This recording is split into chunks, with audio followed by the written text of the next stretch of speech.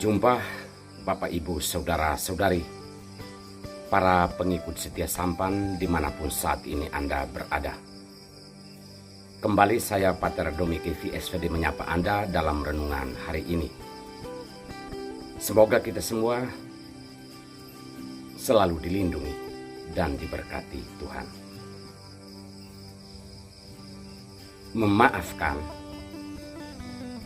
ukuran iman seseorang. Saudara-saudari terkasih, ternyata beriman atau percaya kepada Allah, makna dan pengertiannya sangat luas. Iman tidak terbatas hanya pada rumus-rumus liturgi, rumus-rumusan doa yang kita lakukan dan lantungkan kepada Tuhan.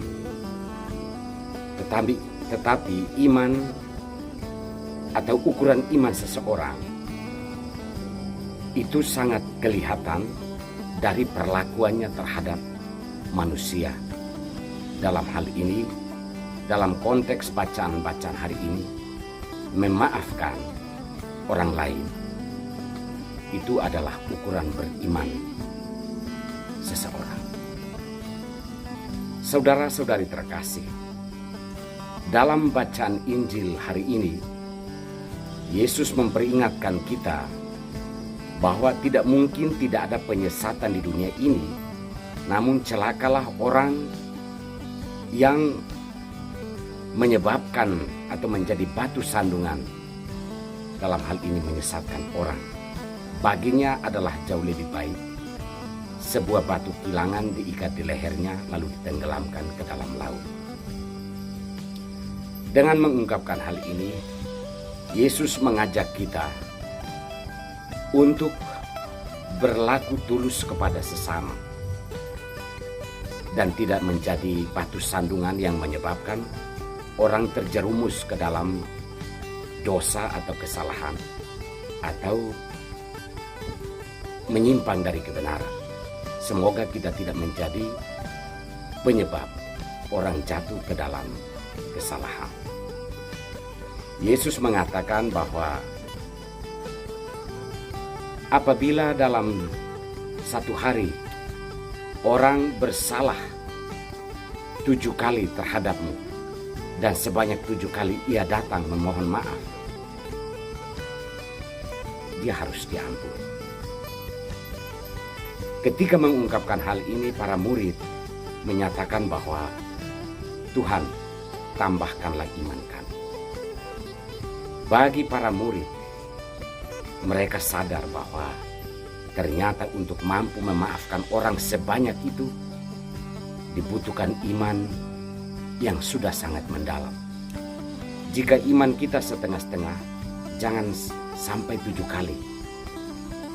Bahkan orang belum bersalah saja sudah kita menghujat, sudah kita memfitnah